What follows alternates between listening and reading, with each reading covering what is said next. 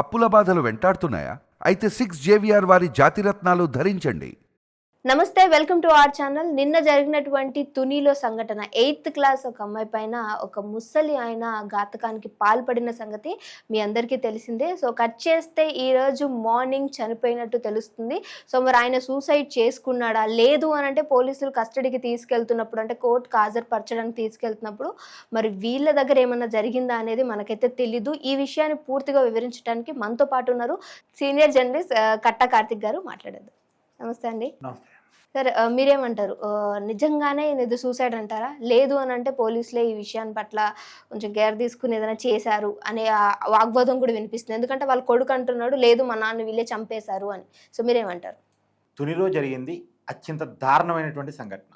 60-70 ఏళ్ళ ముసలాయన 8వ తరగతి చదువుతున్న పాపని నా మనవరాలు అని చెప్పే స్కూల్లో చెప్పి, మా మనవరాలకి ఆరోగ్యం బాగాలేదు, నేను ఇంటికి తీసుకెళ్తాను అని చెప్పి తీసుకెళ్లే క్రమంలో అక్కడ ఉన్నటువంటి ఏదో సపోటా తోట అంటున్నారు, ఆ తోటలోకి తీసుకెళ్ళి అఘాయిత్యానికి పాల్పడబోతే ఆ తోట యజమాని దాన్ని గుర్తించి ఆ ముసలి వ్యక్తిని రెడీ హ్యాండ్గా పట్టుకొని ఏం చేస్తున్నా ఏంటి పని అని నిలదీస్తే, పైగా ఆ తోట యజమానినే బెదిరించబోయి, నేనెవరో తెలుసా, నేను పలానోడిని పలానా అని చెప్పుకునే ప్రయత్నం చేసి గదమాయించి మొత్తానికి ఆ తోట యజమాని భయపడకుండా అతన్ని నిర్వహించి పోలీసులకు సమాచారం ఇచ్చి పోలీసులు పట్టించిన ఫలితంగా పోలీసులు కూడా ఈ సంఘటన సీరియస్గా తీసుకుని వెంటనే పోక్సో యాక్ట్ నమోదు చేసి అదుపులో తీసుకున్నారు. సమాజం వెంటనే పెద్ద ఎత్తున రెస్పాండ్ అయింది. ఎందుకంటే మనవరాలు వయసున్న పాప మీద ముసలివాడైనటువంటి ఈ ముసలి నక్క, ఇతని పేరు నారాయణరావు అట, ఇంత దారుణానికి పాల్పడ్డాడు అనేటువంటి విషయాన్ని సమాజం జీర్ణించుకోలేకపోయింది. ఆ పాప వాళ్ళ నానమ్మ అయితే అతన్ని కొట్టింది కూడా, వెళ్ళి దాడి చేసింది. సమాజం మొత్తం మొహాన్ని ఊశారు, చేతరించుకున్నారు. తర్వాత నిన్న 5 గంటలప్పుడు పోలీసులు అరెస్టుగా కేసు నమోదు చేసుకున్నారట.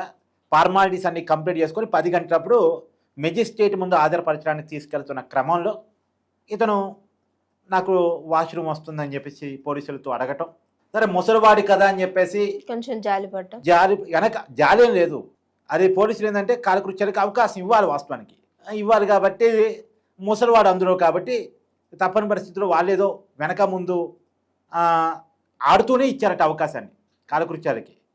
సరే, అతను కాలకృత్యాలు తీర్చుకునే క్రమంలో ఆ టైంలో వర్షం పట్టడం, పోలీసులు చెప్తున్న వివరం ప్రకారం చెప్తాను నేను మీకు, అక్కడ పోలీసులు చెట్టు కింద పోయి నిలబడటం, ఇతనేమో దాన్ని అడ్వాంటేజ్గా తీసుకొని అక్కడే ఉన్నటువంటి చెరువులోకి పోయి దూకటం జరిగిపోయిందంట. ఇతని చెరువులోకి ఎప్పుడైతే దూకాడో వెంటనే ఇతన్ని అదుపులో తీసుకోవడం కోసం పోలీసులు కూడా చెరువులో దూకి వెతికారట. కానీ చెరువు లోతు ఎక్కువ ఉండటం వల్ల వాళ్ళు చేయలేకపోయారు.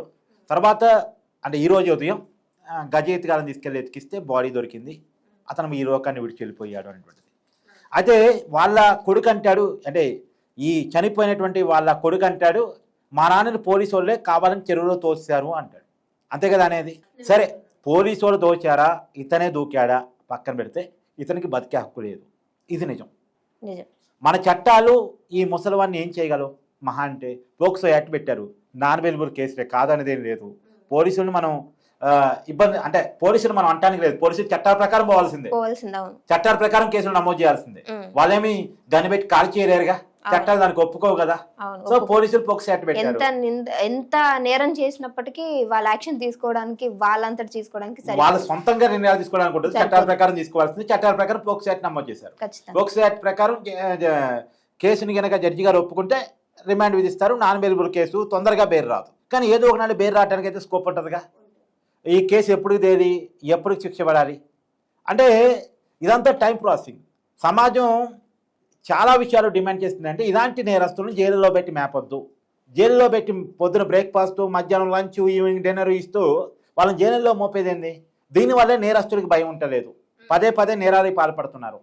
చాలా చోట్ల మైనర్ల మీద అఘాయిత్యాలకు పాల్పడటానికి ఉన్న కారణం ఏంటంటే శిక్ష వాళ్ళకి లేకపోవడం అంటారా? అవును, సరైనటువంటి శిక్షలు లేకపోవడం, సరైనటువంటి చట్టాలు లేకపోవడం ఫలితంగా పదే నేరాలకు పాల్పడుతున్నారు. సంవత్సరాల తరబడి వాళ్ళని పెట్టి మేపుతూ ఇంకా కేసు ఒక తునికి రాకుండా చేస్తున్నటువంటి సంఘటనలు కూడా చాలా ఉన్నాయి. కాబట్టి సమాజం నుంచి వచ్చే డిమాండ్ ఏంటంటే ఇలాంటి వాళ్ళని వెంటనే పనిష్ చేయాలి అనేటువంటిది.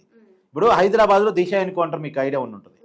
రోడ్డు మీద ఒక వెటర్నరీ డాక్టరు బైక్ పాడవటం ఫలితంగా రోడ్డు మీద ఆగిపోతే అటుగా వెళ్తున్నటువంటి లారీ డ్రైవరు ఆకతాయిలు ఆ అమ్మాయిని వెంబడించి ఆ అమ్మాయి మీద ఘాతకానికి పాల్పడి ఆ అమ్మాయిని చంపేసి ఆ టైంలో కూడా సమాజం పెద్ద ఎత్తున రియాక్ట్ అయ్యి ఇలాంటి వాళ్ళని జైల్లో పెట్టి మేపొద్దు, వెన్నే వీళ్ళని ఎన్కౌంటర్ చేయాలని సమాజం డిమాండ్ చేసింది. అనుకున్నట్టే పోలీసులు వాళ్ళని ఎన్కౌంటర్ చేశారు. సరే, పోలీసులు చెప్పిన వర్షం ఏంటంటే సీన్ రీక్రియేషన్ కోసం తీసుకెళ్ళినప్పుడు వాళ్ళు పోలీసుల దగ్గర గన్ను లాక్కొని మా మీద కాల్పుడు జరగకపోతే ఆత్మరక్షణ కోసం చంపేశామని చెప్తారు. పోలీసులు అంతేగా చెప్పేది, మేము ఎన్కౌంటర్ చేసాము కావాలని చేసామనే విషయాన్ని చెప్పలేరు కదా. ప్రజలకు అనుమానాలే చాలా ఉన్నాయి. కానీ అయినప్పటికీ ప్రజలకు తమకున్న అనుమానాలన్నీ పక్కన పెట్టి పోలీసులకి జిందాబాద్ కొట్టారు. ఎందుకు? అలాంటి వాళ్ళకి బతికే హక్కు లేదని. ఇప్పుడు ఇక్కడ పోలీసు వాళ్ళు తోసారా లేదు తనే దూకాడా అన్నది వదిలేయండి, అతనికి ఈ భూమి మీద హక్కు లేదు, బతికే హక్కు లేదు లేదు. అందుకనే మన చట్టాలు ఏమి చేయలేవు కాబట్టి పోలీసులు ఏం చేయలేరు కాబట్టి వ్యవస్థలు ఏం చేయలేవు కాబట్టి దేవుడు బుద్ధి చెప్పాడు. గంగమ్మ బుద్ధి చెప్పింది. గంగమ్మే ఇతన్ని ఈ కానరాని లోకాలు తీసుకెళ్ళిపోయింది. అరే భూమి మీద బతికే హక్కు లేదు, నువ్వు చేసింది చిన్న పని కాదు, నేను సమాజం అట్టా రిసీవ్ చేసుకోదు, నేను సమాజం తువాను ఊసేసింది, ఏంటిది అంటే వాస్తవానికి మనోరాన్ని ఎత్తుకొని తిప్పాల్సినటువంటి వయసు. అవును కార్తిక్ గారు, నేను అదే అడుగుదాం అనుకుంటున్నాను మిమ్మల్ని. ఇప్పుడు ఈయన చనిపోయాడా లేకపోతే వాళ్ళే తోసేశారా అనేది పక్కన పెడితే, అలాంటి ఒక నీచుడు చనిపోయాడు అని అంటే వాళ్ళ పైన మీ అభిప్రాయం ఏంటి? ఆయన పైన, ఈ నారాయణరావు పైన మీ అభిప్రాయం ఏంటి? దీనివల్ల ఏంటంటే రేపొద్దున ఇలాంటి నేరాలు చేయాలనుకునే వాళ్ళు కొంత భయపడతారని అనుకుంటున్నాను. నేను ఇలాంటి నేరాలు చేసే వాళ్ళందరికీ కూడా చెప్పే విషయం ఏంటంటే, అరే నాయన, మీరేదో ఒక 10 నిమిషాల ఆనందం కోసం లేదా 5 నిమిషాల ఆనందం కోసం ఆవేశపడితే తర్వాత జరిగే పరిణామాలు మీ జీవితాన్ని ఇబ్బందికరంగా తయారు చేస్తాయి. బతకటానికి మీ మీద మీకే అసహ్యాన్ని క్రియేట్ చేస్తాయి. ఎందుకురా ఈ బతుకు అనిపిస్తాయి. ఒకేపు జైలుకి వెళ్లాల్సిన పరిస్థితి, కుటుంబం కూడా బాధపడాల్సిన పరిస్థితి, నీ వల్ల నీ కుటుంబ సభ్యులు బాధపడే పరిస్థితి, నేను కుటుంబ సభ్యులు కూడా నేను ఓన్ చేసుకుంటారు. ఇప్పుడు ఇలాంటి వాడి పెళ్ళైందనుకో, ఎవరైనా భార్య ఇలా నోడు నా బొగుడు చెప్పుకోగలదా? కావాలంటే చాలామంది అయితే విడాకులు ఇచ్చేస్తారు. ఇలాంటి వాడు భర్త అని చెప్పుకున్న దానికంటే బయటకు ఉంటాం, దూరంగా ఉంటాం బెటర్ అని చెప్పి విడాకులు ఇచ్చేస్తారు.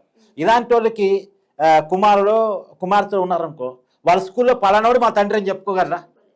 పైగా వాళ్ళ పిల్లగాళ్ళు పనిష్మెంట్ అనుభవిస్తారు. ఓ పలానోడు కొడుకట, పలానోడు కూతురట, వీడితో జాగ్రత్తగా ఉండాలి అని చెప్పేసి పెట్టాలి అని మాట్లాడుకుంటారు. వాడు చేసిన పాపానికి వీళ్ళు పనిష్మెంట్ అనుభవిస్తారు. సో ఇలాంటి వాళ్ళ వల్ల కుటుంబం ఇబ్బంది పడింది, వాడి సంతానం ఇబ్బంది పడింది. పైగా వాడికి ఏమన్నా వాడి రేపు పొద్దున బెయిల్ మీద బయటకు వచ్చినా ఎవడన్నా రిసీవ్ చేసుకుంటాడా? మాట్లాడాలన్నా కానీ భయపడతారు. ఓ ఇలాంటి వాడితో స్నేహం చేస్తే బయటకు నన్ను కూడా అది అనుకుంటారేమో అని చెప్పేసి. కాబట్టి 5 నిమిషాల సుఖం కోసం 10 నిమిషాల సుఖం కోసం తప్పులు చేస్తే జీవితం నరకప్రాయం అయిపోయింది. నరకం అక్కడ ఉంటుందో లేదో నాకు తెలియదు, కానీ కిందే నరకం అయితే కనిపిస్తుంది ఖచ్చితంగా. సమాజం తువాను ఊసిద్ది, రిసీవ్ చేసుకోదు. నీకు భార్య పిల్లలు ఉంటే వాళ్ళు నిన్ను ఓన్ చేసుకోరు, వాళ్ళు నీ నుంచి దూరం అయిపోతారు. పైగా నీ వల్ల వాళ్ళు పనిష్మెంట్ అనుభవిస్తారు. ఎన్నిటికంటే కూడా నేరం చేయకుండా ఉండటం అనేది చాలా ఉత్తమం కదా. ఆ శనికావేశాలకి లోను కాకుండా ఉండటం అనేది ఉత్తమం కదా. కాబట్టి ఈ నేరం చేసే వాళ్ళంతా కూడా ఈ సంఘటన తెలుసుకోవాలి. అతను దూకాడా లేదు వీళ్ళు నెట్టారని పక్కన పెట్టేస్తే, అతను దూకితే గనక దూకాల్సినంత అవసరం ఎందుకు వచ్చింది? పరువు పోయింది, బతకలేని పరిస్థితి ఏర్పడింది. ఒక ఎవరైనా బయట వాళ్ళు చూస్తే చెప్పు తీసుకొని కొట్టే పరిస్థితిలోకి అతని జీవితం నెట్టబడింది. అతను ఏదో లోకల్లో చిన్నపాటి లీడర్ అట. మరి ఆ లీడర్ కాస్త అతన్ని అసలు వీడియోలో కూడా అంటున్నాడు, నేను ఎవరినో తెలుసా అంటున్నాడు. అతన్ని సమాజం వేలేసే పరిస్థితిలోకి అతను వెళ్ళిపోయాడు. కాబట్టి ఈ పరిస్థితి ఎవరు తెచ్చుకోవద్దని నా భావన. ఓకే, థ్యాంక్ యూ కార్తిక్ గారు.